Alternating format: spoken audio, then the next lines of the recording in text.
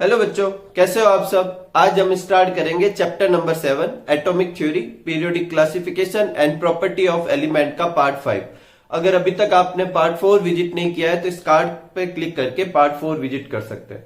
देखो, पार्ट 5 में अपन स्टार्ट करेंगे प्रॉपर्टीज ऑफ एलिमेंट। ये लास्ट पार्ट है हेडिंग का जो अपन को स्टार्ट करना है। हालांकि ये अभी थोड़ा चैप्टर है, लेकिन ये पार्ट अपन स्टार्ट कर रहे हैं। एटॉमिक थ्योरी अपन कर चुके हैं, पीरियोडिक क्लासिफिकेशन भी अपन कर चुके हैं। तो देखो, प्रॉपर्टीज ऑफ एलिमेंट और पीरियोडिक क्लासिफिकेशन का क्या रिलेशन है वो अपन को इस टॉपिक में करना है। तो जब अपन ने पीरियोडिक टेबल बनाई थी तो अपन ने वहां पर नोट किया था कि जब अपन एक पीरियोडिक टेबल को बनाते हैं तो अपना क्राइटेरिया ये होता है कि सर्टेन इंटरवल के बाद में प्रॉपर्टी क्या होनी चाहिए, रिपीट होनी चाहिए, ताकि स्टडी में क्या हो, आसानी हो। तो अब अपन को वही स्टडी करना है। तो if in a periodic table we go from left to right in a period, ये हॉरिजॉन्टल रो क्या होती है, पीरियड। तो इसमें लेफ्ट टू राइट बोले तो इस तरफ से इस तरफ मूव करते हैं, और go to top to bottom या ऊपर से नीचे की तरफ मूव करते हैं, there is a definite order of increase और decrease of physical and chemical property. इस तरीके से मूव करने पर या तो वो कोई भी पर्टिकुलर प्रॉपर्टी इंक्रीज होती है या डिक्रीज होती है, कभी कभी सेम भी रहती है। ठीक है, तो वो जो ग्रेजुअल चेंज है, वो रेगुलर जो चेंज है, वो क्या कहलाती है, पीरियोडिसिटी। और वो होती किस वजह से, इलेक्ट्रॉनिक कॉन्फ़िगरेशन की वजह से। क्यों, वो अभी अपन देखते हैं। तो पहले अपन इसको समझते हैं। देखो, सपोज करो कि ये हाइड्रोजन है यहां पर, अब सबको पता है यहां पर क्या, हीलियम, फिर यहाँ lithium, beryllium, boron, carbon, nitrogen, oxygen, fluorine, neon, sodium, magnesium, फिर यहाँ पर aluminium, silicon, phosphorus, sulphur, chlorine, argon, potassium और कैल्शियम। ठीक है, तो ये देखो वो फिल कर दिए। अब हाइड्रोजन का इलेक्ट्रॉनिक कॉन्फ़िगरेशन देखते हैं तो क्या होता है, 1। ठीक है, फर्स्ट ऑर्बिट में, अगर किसी को नहीं पता है तो सबसे फर्स्ट ऑर्बिट में कितने इलेक्ट्रॉन फिल करते हैं अपन, 2। ऐसे 9th में फिल करते थे ना अपन, सेकंड में 8, थर्ड में 18 कर सकते हैं, लेकिन करेंगे कितने, 8, फिर आगे मूव कर जाएंगे। उस दिन मैंने कारण भी बताया था इसका। ठीक है, तो हाइड्रोजन का फिल करते तो कितना है, 1। फिर हीलियम का फिल करते तो कितना आ रहा है, 2। ठीक है, फिर लिथियम, लिथियम कौन से नंबर पे आता है, 3 नंबर पे। तो इसमें तो फिल करेंगे 2 और रिमेनिंग 1 इलेक्ट्रॉन आगे वाले में, तो 2,1। फिर बेरिलियम में कितना होगा, 2,2। बोरॉन का कितना होगा, 2,3। ऐसे फिल करते गए। अब देखो, इस एक लाइन के अगर मैं इलेक्ट्रॉनिक कॉन्फ़िगरेशन देखूं तो हाइड्रोजन का है 1, इसका है 2,1, इसका है 2,8,1, इसका है 2,8,8,1। कॉमन है क्या सब में कॉमन है। सबके लास्ट इलेक्ट्रॉन एक जैसे है ना, लेकिन एक साथ में चेंजेस भी है। देखो यहाँ पर फिक्स ऑर्डर में क्या हो रहा है, हर बार एक एक्स्ट्रा ऑर्बिट जुड़ता जा रहा है। इसमें एक ही ऑर्बिट है, इसमें 2 है, इसमें 3 है, इसमें 4 है। ठीक है, जबकि अगर पीरियड में चले अपन तो देखो, अगर जैसे इस पीरियड में चलते तो 2,1, 2,2, 2,3 ग्रेजुअल चेंज हो रहा है। इधर भी देखे तो 2,8,1, 2,8,2, 2,8,3, यहाँ क्या होगा 2,8,4। ठीक है, तो ये कंटिन्यूअस चेंज है।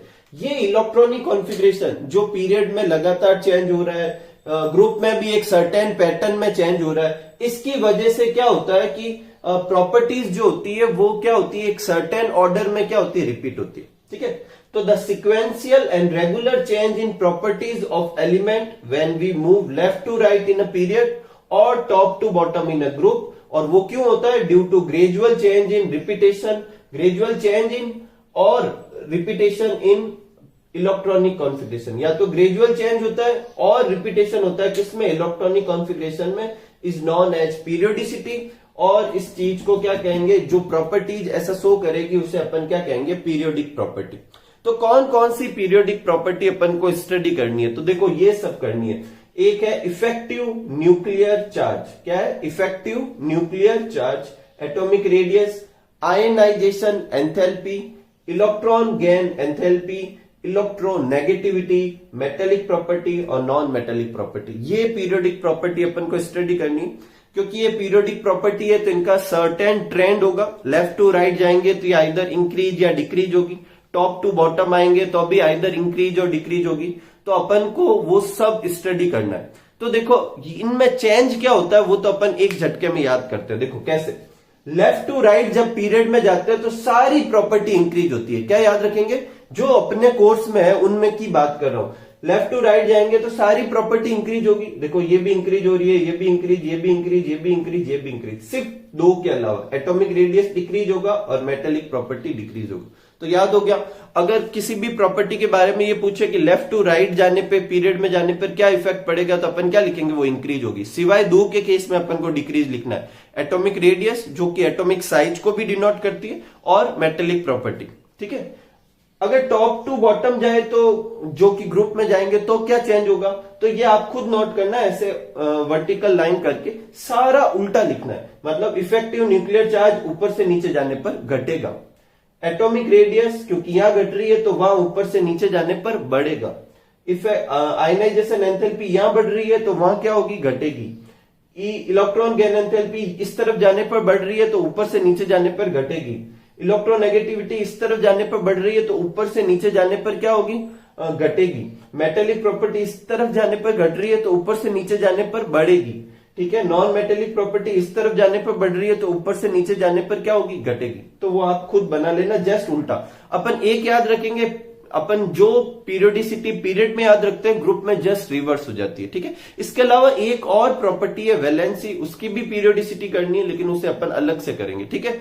एक और चीज, जैसे इसको समझाता हूं, जैसे इलेक्ट्रॉन गेन एंथैल्पी, अब ये जो भी है, अभी चलो एटॉमिक रेडियस से समझते पर। देखो एटॉमिक रेडियस बोले तो एटॉमिक साइज, तो इस तरफ से इस तरफ जाने पे घट रही है, इसका क्या मतलब है, देखो इस तरफ से इस तरफ जाने पे घट रही है। अगर मुझे ये पूछा जाए कि कार्बन और नाइट्रोजन में से बड़ा कौन है, या मुझे ये पूछा जाए कि एल्यूमिनियम और सिलिकॉन में से बड़ा कौन है, तो एल्यूमिनियम से सिलिकॉन ऐसे मूव कर रहा हूं ना, तो इस तरफ मूव करने पे साइज क्या होती है, घटती है। इसका मतलब सिलिकॉन की साइज कम है, एल्यूमिनियम की साइज क्या है, बड़ी।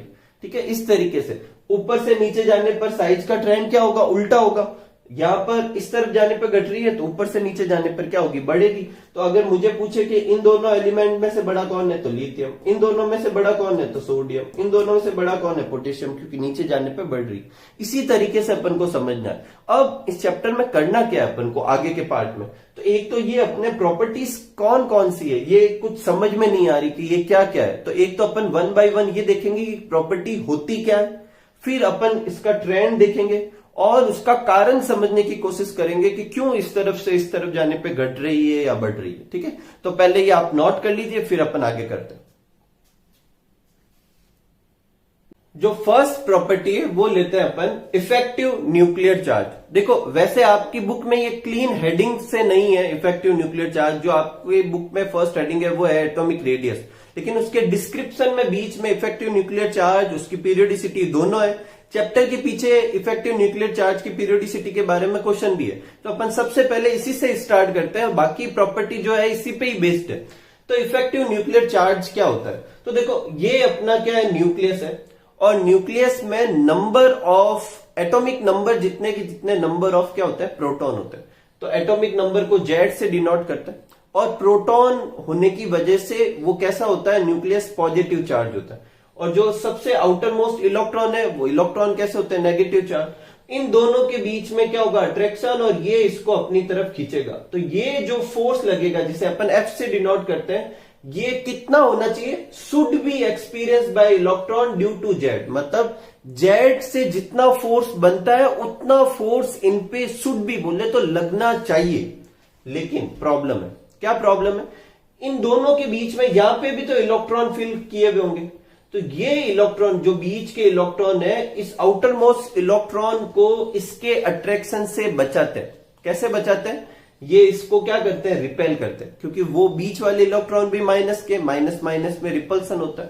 तो electron present in inner orbit protects outer most electron from nuclear attraction by mutual repulsion. उन्हें रिपल्सन की वजह से उनको क्या करेंगे, उससे बचाएंगे।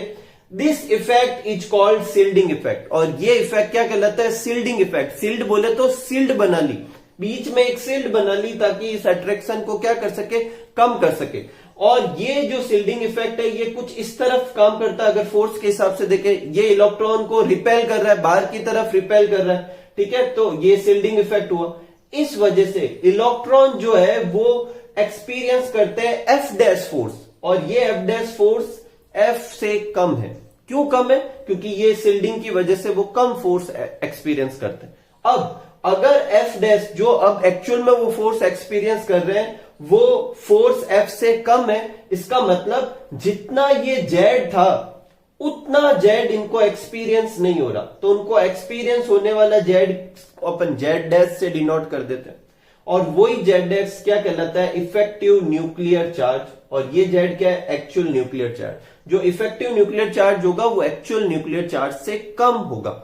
वैल्यू कम नहीं हो रही, एक्सपीरियंस कम हो रहा है, ठीक है, मतलब जेड तो उतना का उतना ही है लेकिन उसका एक्सपीरियंस कम हो रहा है। तो अपन क्या लिखेंगे definition, net positive charge of nucleus experience by outer most electron. क्या जितना आउटर मोस्ट इलेक्ट्रॉन को वो नेट पॉजिटिव चार्ज एक्सपीरियंस हो रहा है in an atom is known as effective nuclear charge, और इफेक्टिव न्यूक्लियर चार्ज जो होता है उसको जेड डैश या जेड इफेक्टिव से डिनोट कर सकते हैं, और वो एक्चुअल न्यूक्लियर चार्ज में से शिल्डिंग इफेक्ट को माइनस करने के बाद आता है, ठीक है।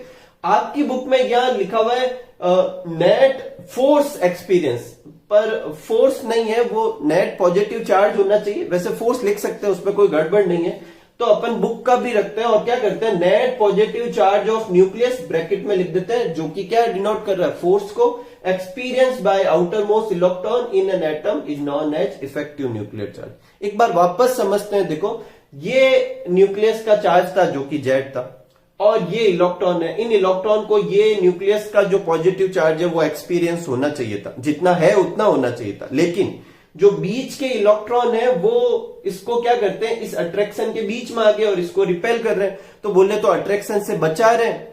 इसका मतलब ये इलेक्ट्रॉन जितना यहां जेड होगा उतना एक्सपीरियंस नहीं कर पाएगा, उससे थोड़ा कम एक्सपीरियंस करेगा, और जितना एक्सपीरियंस कर रहे हैं उसको क्या कहेंगे, इफेक्टिव न्यूक्लियर चार्ज। और कैसे निकालेंगे वो, एक्चुअल न्यूक्लियर चार्ज में से ये जो बीच के जो इलेक्ट्रॉन जितना रिपल्सन दे रहे हैं वो माइनस कर देंगे, जिसको क्या कहते हैं, शिल्डिंग इफेक्ट, ठीक है, कोई प्रॉब्लम नहीं। ये अपने इफेक्टिव न्यूक्लियर चार्ज का कंसेप्ट, ये यहां से लेकर यहां तक इसकी डेफिनेशन में नोट कर सकते हैं। अब आगे देखते हैं पीरियोडिसिटी। पीरियोडिसिटी का मतलब लेफ्ट टू राइट जाए तो इफेक्टिव न्यूक्लियर चार्ज पे क्या इफेक्ट पड़ता है, और टॉप टू बॉटम आए तो क्या इफेक्ट पड़ता है। तो अपन दो सिंपल से एग्जांपल से समझते हैं। देखो ये लिथियम है, ये बेरिलियम, ये अपन कैसे जा रहे हैं, लेफ्ट टू राइट, और ये लिथियम और ये सोडियम कैसे जा रहे हैं, टॉप टू बॉटम। तो ये लिथियम, ये बेरिलियम और ये सोडियम।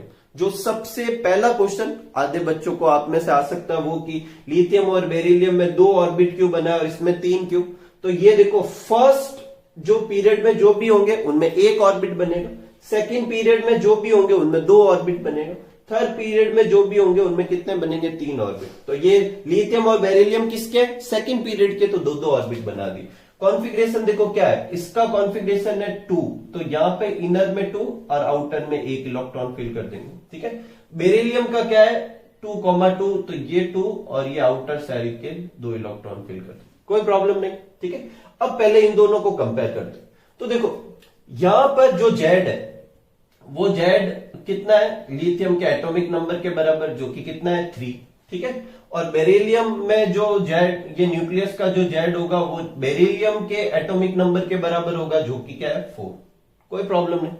अब देखो जैसे जैसे अपन आगे और बढ़ेंगे, अगर मैं अगला लेता बोरॉन तो उसका जेड कितना था 5, उससे अगला लेता तो जेड कितना था 6। मतलब इस तरफ से इस तरफ जैसे जैसे जा रहे हैं अपन, न्यूक्लियर का चार्ज क्या होता जा रहा है, बढ़ता जा रहा है, एक चीज। दूसरा, शिल्डिंग नहीं बढ़ रही, क्यों, क्योंकि जो नया इलेक्ट्रॉन आ रहा है, शिल्डिंग इफेक्ट किसकी वजह से था, जो बीच के इलेक्ट्रॉन थे उनकी वजह से, आउटर मोस्ट की वजह से नहीं। तो जो नया इलेक्ट्रॉन भर रहा हूं, जैसे इसमें यहां था, तो जो अगला इलेक्ट्रॉन भरा वो भी तो बाहर भरा, तो जो बाहर वाला इलेक्ट्रॉन है वो इसको सील्ड थोड़ी करेगा। तो सील्ड, ये सील्ड कितने इलेक्ट्रॉन से हो रहा है 2, और ये भी सील्ड कितने इलेक्ट्रॉन से हो रहा है 2, क्योंकि दोनों में ही अंदर वाले में कितने इलेक्ट्रॉन है, 2-2 इलेक्ट्रॉन। तो सील्डिंग इफेक्ट तो सेम रह रहा है, लेकिन न्यूक्लियर का चार्ज बढ़ रहा है। यहां देखो जेड तो बढ़ रहा है लेकिन सिग्मा ऑलमोस्ट सेम रह रहा है, इसका मतलब जेड इफेक्टिव क्या होगा, बढ़ेगा। तो when we move left to right in a period, effective nuclear charge increase. क्योंकि आपकी बुक में रीजन नहीं है तो मैं रीजन समझा दिया, लेकिन थ्योरी में नहीं लिखा, ठीक है, कोई प्रॉब्लम नहीं। अब ऊपर से नीचे देखते हैं। जैसे ये अपन ऊपर से नीचे जाते हैं, जैसे ही ऊपर से नीचे जाएंगे इसका इफेक्ट जो जेड है वो भी बढ़ेगा। सोडियम कितने नंबर पे आता है 11, लेकिन बहुत सारी चीजें और भी बढ़ेगी। देखो इसका इलेक्ट्रॉनिक कॉन्फ़िगरेशन लिखते हैं, तो सबसे पहले में कितने होंगे 2 इलेक्ट्रॉन, फिर कितने फिल करेंगे अपन 8 इलेक्ट्रॉन, कितने फिल करेंगे 8 इलेक्ट्रॉन, ये अपन ने 8 इलेक्ट्रॉन फिल कर दिए, ठीक है। और सबसे बाहर ये इलेक्ट्रॉन। अब यह जेड तो बड़ा है लेकिन और भी बहुत सारी चीजें भी बड़ी है जो इस जेड के इफेक्ट को कम कर देगी। कैसे? एक तो न्यूक्लियस से डिस्टेंस बढ़ गई, देखो इसमें न्यूक्लियस से ये दूसरे ऑर्बिट पे आउटर मोस्ट था, इसमें तीसरे पे, अगर और नीचे पे जाएंगे तो न्यूक्लियस से दूर चौथे ऑर्बिट में होगा, और आगे जाएंगे तो न्यूक्लियस से दूर पांचवें ऑर्बिट में होगा, और नीचे जाएंगे तो न्यूक्लियस से दूर सिक्स्थ ऑर्बिट में होगा, और दूर जाएंगे तो न्यूक्लियस से दूर सेवंथ ऑर्बिट में होगा। जैसे जैसे अपन ऊपर से नीचे जाएंगे न्यूक्लियस से डिस्टेंस बढ़ती जाएगी, और ये आप सब जानते हैं जैसे जैसे दो चीज के बीच में डिस्टेंस बढ़ती है फोर्स की वैल्यू क्या होती जाती है, कम होती जाती है। तो एक तो फोर्स कम हो रहा, दूसरा ये आउटर मोस्ट और इसके बीच में देखो ये बीच में एक रिंग और आ गई, जबकि इसमें तो सिर्फ एक रिंग थी, ये आउटर मोस्ट और न्यूक्लियस के बीच में, इसमें कितनी आ गई, दो आ गई, ठीक है। तो इतने सारे इलेक्ट्रॉन सील्ड करेंगे तो सील्डिंग इफेक्ट भी बढ़ेगा और डिस्टेंस भी बढ़ेगी, और ये ज्यादा पावरफुल होगा, इसलिए ये जो जेड जो होगा वो कम एक्सपीरियंस होगा। तो जैसे जैसे ऊपर से नीचे की तरफ जाएंगे तो जेड इफेक्टिव या इफेक्टिव न्यूक्लियर चार्ज जो है वो डिक्रीज होगा। हालांकि जेड बढ़ रहा है लेकिन उसका इफेक्ट नहीं बढ़ पा रहा, क्यों? एक तो डिस्टेंस बढ़ गई, डिस्टेंस बढ़ने से इतना फोर्स नहीं लग पाएगा, और दूसरा सील्डिंग इफेक्ट भी बढ़ रहा है, ठीक है। तो पीरियोडिसिटी क्या हो गई, लेफ्ट टू राइट जाने पर इफेक्टिव न्यूक्लियर चार्ज बढ़ता है और टॉप टू बॉटम जाने पर घटता है, ठीक है। कोई प्रॉब्लम नहीं, ये आप नोट कीजिए। और एक और चीज अच्छे से याद रखना, आगे की हर प्रॉपर्टी इसी पर ही बेस्ड है। एक और चीज जो नोट करनी है आपको, इफेक्टिव न्यूक्लियर चार्ज की वजह से जो इलेक्ट्रॉन जो होता है वो क्या होता है, अट्रैक्ट होता है, ठीक है। एक्चुअल में जेड भली चाहे जेड इफेक्टिव जेड से कम है लेकिन अभी भी कर क्या रहा है, बाहर वाले इलेक्ट्रॉन को अपनी तरफ क्या कर रहा है, अट्रैक्ट ही कर रहा है। अब इससे क्या क्या इफेक्ट होंगे वो आगे की प्रॉपर्टी की पीरियोडिसिटी क्या करेगी, डिसाइड करेगी। तो इसको आप अच्छे से समझे, अगर नहीं समझ में आए तो रिवाइंड करें और वापस अच्छे से देखें, हर चीज को अच्छे से सुने, ठीक है। तो ये आप नोट कर लीजिए, फिर अपन आगे बढ़ते हैं। नेक्स्ट है एटॉमिक रेडियस। तो देखो एटॉमिक रेडियस क्या होती है, उससे पहले ये देखते हैं कि रेडियस क्या होती है। तो रेडियस अपन सब जानते हैं, किसी सर्कल के सेंटर से बाउंड्री तक जो सर्कमफेरेंस कहलाती है वहां तक की जो लेंथ होती है वो क्या कहलाती है, रेडियस कहलाती है। अब एटम को भी अपन ने स्फेयर माना है तो उसकी भी रेडियस होगी, जिसे एटॉमिक रेडियस कहेंगे। अब इधर देखो दो चीजें हैं जो समझने लायक है। पहला तो कि जो न्यूक्लियस जो होता है वो एक सर्कल के डॉट जितना ही होता है, इवन इससे भी छोटा होता है। दूसरा, इस एटम जिसका ये न्यूक्लियस है उसकी बाउंड्री किसे मानेंगे, तो जहां पर आउटर मोस्ट इलेक्ट्रॉन होगा वो जहां रिवॉल्व करेगा उसी को बाउंड्री मानेंगे। अगर आउटर मोस्ट इलेक्ट्रॉन यहां है तो ये जहां रिवॉल्व कर रहा है वो इसकी क्या हो जाएगी, एटम की क्या हो जाएगी, बाउंड्री हो जाएगी, और इस बाउंड्री से इसकी जो डिस्टेंस होगी उसको अपन क्या कह देंगे, एटॉमिक रेडियस। सपोज करो किसी भी कारण से, ये अभी फैक्टर में आएगा, ध्यान से सुनना, किसी भी कारण से ये इलेक्ट्रॉन यहां की जगह यहां मूव करने लग जाए, मतलब इसका जो पाथ है थोड़ा डिक्रीज हो जाए, तो अपन ये भी बोलेंगे कि एटम की रेडियस क्या हो गई, डिक्रीज हो गई, ठीक है। तो the distance between nucleus and electron present in outer most shell of atom is called atomic radius, ठीक है। कोई प्रॉब्लम नहीं। एक और चीज मैं आपको आगे समझाने से पहले क्लियर कर देता हूं, अगर आप में से किसी को यह डाउट है कि यहाँ 3 से लेकर 12 तक ग्रुप कहां गए, तो वो है, लेकिन फर्स्ट सेकंड थर्ड पीरियड में या डी ब्लॉक के कोई एलिमेंट होते ही नहीं है। अब पीरियोडिक टेबल को अच्छे से नोटिस करना, ठीक है, इसलिए मैंने यहाँ पे लेबल नहीं किया, ठीक है। आगे बढ़ते, देखो एटॉमिक रेडियस जो होता है वो एटॉमिक साइज को डिनोट करता है। इसका क्या मतलब है, देखो ये रेडियस जितनी बड़ी होती जाएगी उतना ही एटम की साइज भी बड़ी होगी, मतलब जो ट्रेंड एटॉमिक रेडियस का होगा वही ट्रेंड क्या होगा, एटॉमिक साइज का। तो एग्जाम में आपको ऐसे समझाए कि पीरियोडिसिटी लिखो एटॉमिक रेडियस की, तो वही होगी जो एटॉमिक साइज की होगी, या साइज की लिखने को बोले तो वही होगी जो रेडियस की होगी। तो दोनों में से किसी एक की याद करनी है, दूसरी की वही लिखनी। आगे बढ़ने से पहले, पीरियोडिसिटी देखने से पहले ये देखते हैं कि एटॉमिक रेडियस कैलकुलेट कैसे करते हैं। तो देखो अलग अलग एटम अलग अलग तरीके से बॉन्ड बनाते हैं और उसी के बेसिस पे एटॉमिक रेडियस भी क्या होती है, अलग अलग तरीके की होती है। एक कोई एटम आइसोलेट फॉर्म में तो प्रेजेंट होता नहीं है, कुछ इनर्ट गैस को छोड़कर, तो उसकी अकेले की रेडियस निकालना, मतलब एक एटम की यहां से यहां तक डिस्टेंस निकालना पॉसिबल नहीं है, क्योंकि वो आइसोलेटेड फॉर्म में है ही नहीं।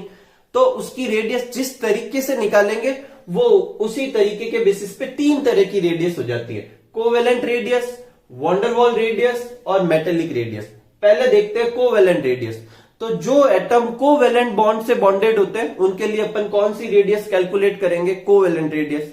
आप में से अगर नहीं मालूम है तो कोवेलेंट बॉन्ड वो बॉन्ड होता है जिसमें दो एटम आपस में इलेक्ट्रॉन की शेयरिंग करते हैं। मतलब शेयरिंग का क्या मतलब है, वो इलेक्ट्रॉन दोनों ही एटम के होंगे अब, और शेयरिंग करके बॉन्ड बनाते हैं, उसे क्या कहते हैं, कोवेलेंट बॉन्ड। कोई प्रॉब्लम नहीं।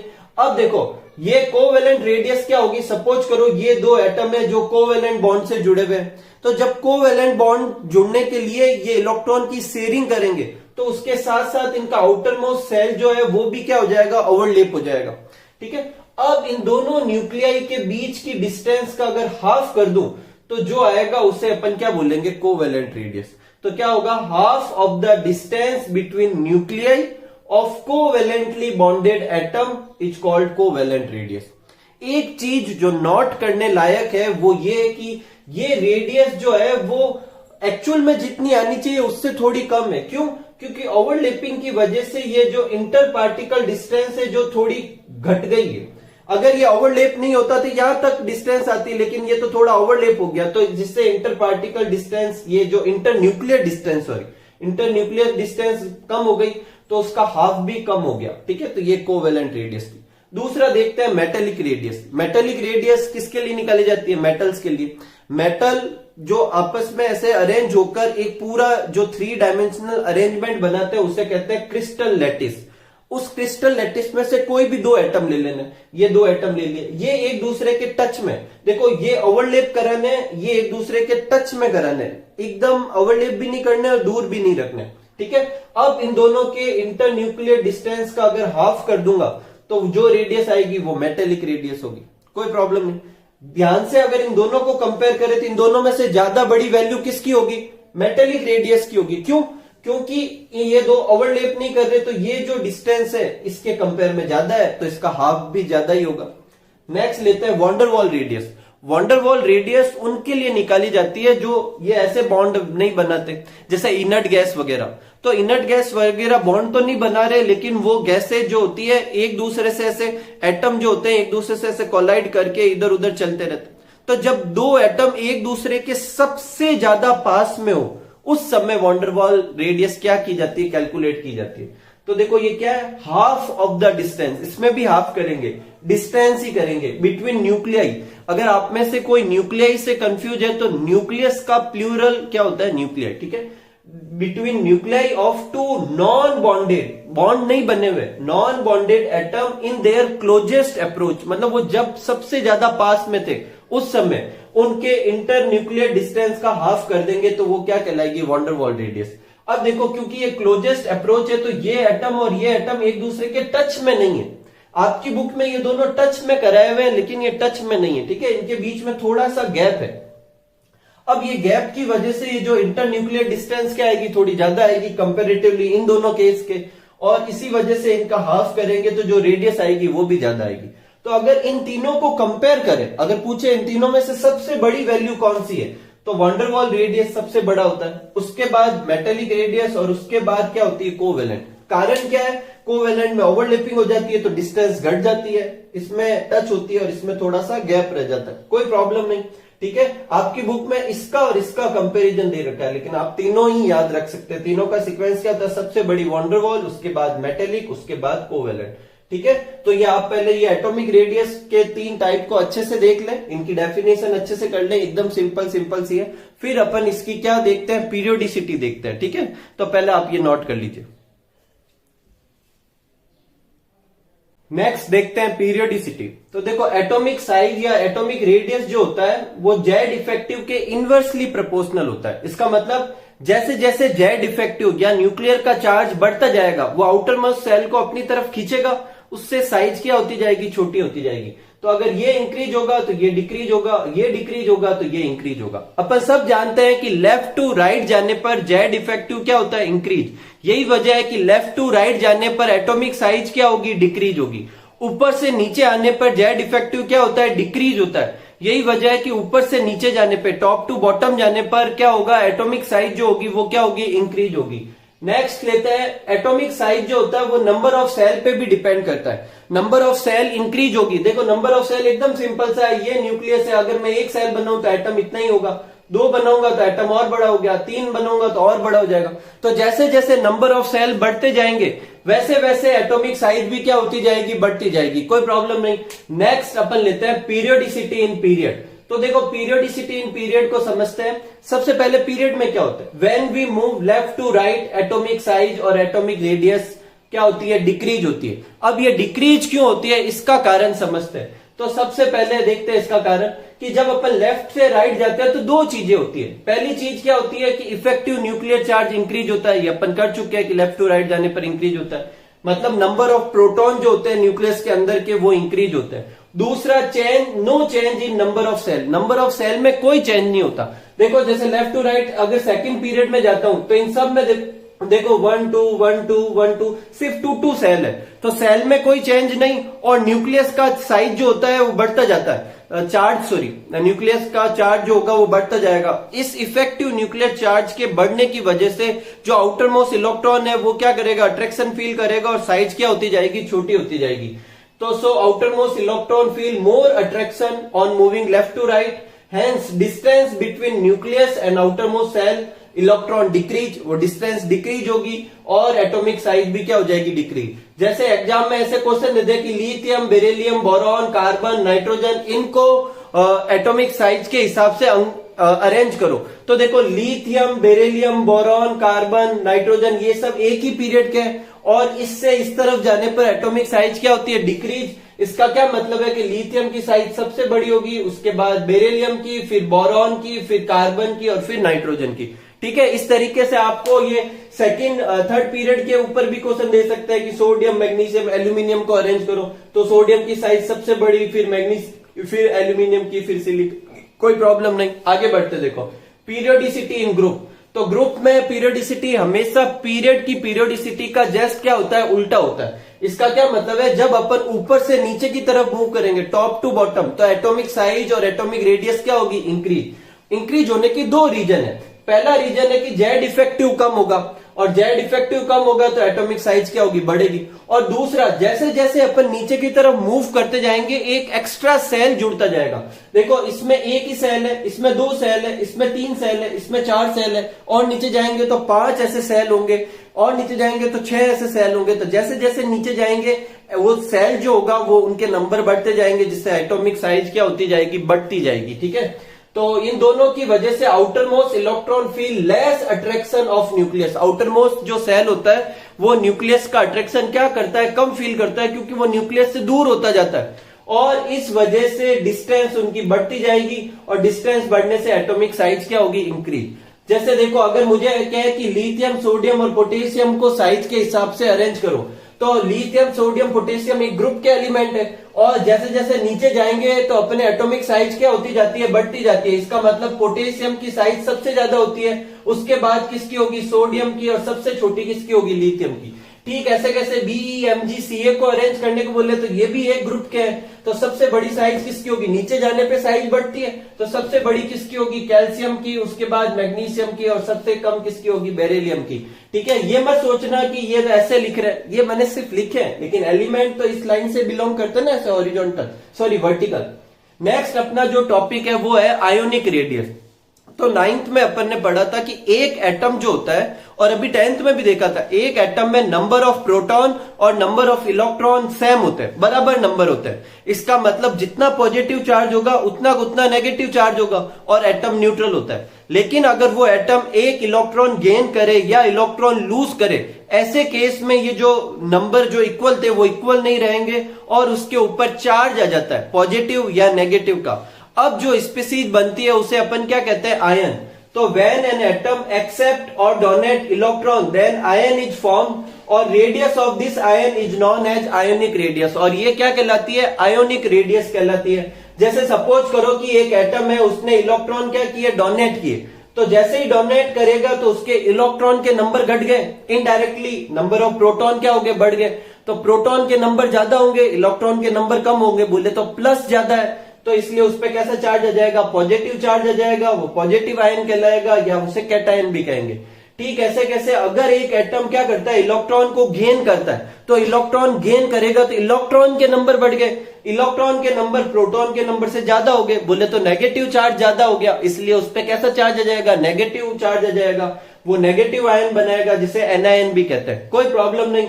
एक जब कैटायन बनता है तो नंबर ऑफ प्रोटॉन बढ़ने की वजह से, मतलब इनडायरेक्टली, एक्चुअल में वो नहीं बढ़ रहे, इलेक्ट्रॉन घट रहे, नंबर ऑफ प्रोटॉन के बढ़ने की वजह से पॉजिटिव चार्ज आता है, इसका मतलब इफेक्टिव न्यूक्लियर चार्ज बढ़ता है, और इसमें नेगेटिव चार्ज आता है, इसका मतलब इफेक्टिव न्यूक्लियर चार्ज घटता है। और अपन सब जानते हैं कि जो साइज जो होती है न्यूक्लियर चार्ज के इनवर्सली प्रोपोर्शनल होती है, तो अगर यहाँ इफेक्टिव न्यूक्लियर चार्ज बढ़ रहा है, इसका मतलब कैटायन की साइज क्या होगी, एटम के कंपेयर में छोटी, और एनायन की साइज क्या होगी, एटम के कंपेयर में बड़ी, क्योंकि उसका इफेक्टिव न्यूक्लियर चार्ज क्या हो रहा है, कम हो रहा है। तो ये अगर एक न्यूट्रल एटम है और ये नेगेटिव आयन और ये पॉजिटिव आयन, तो नेगेटिव आयन की साइज बड़ी होगी, उसके बाद न्यूट्रल एटम और सबसे छोटी साइज किसकी होगी, पॉजिटिव आयन की। ऐसा क्यों, क्योंकि पॉजिटिव आयन में नंबर ऑफ प्रोटॉन इनडायरेक्टली ज्यादा हो रहे हैं, जिसकी वजह से इफेक्टिव न्यूक्लियर चार्ज बढ़ रहा है, और इफेक्टिव न्यूक्लियर चार्ज बढ़ेगा तो साइज कम होगी, इसमें इफेक्टिव न्यूक्लियर चार्ज घट रहा है, घटेगा तो साइज क्या हो जाएगी, बढ़ जाएगी।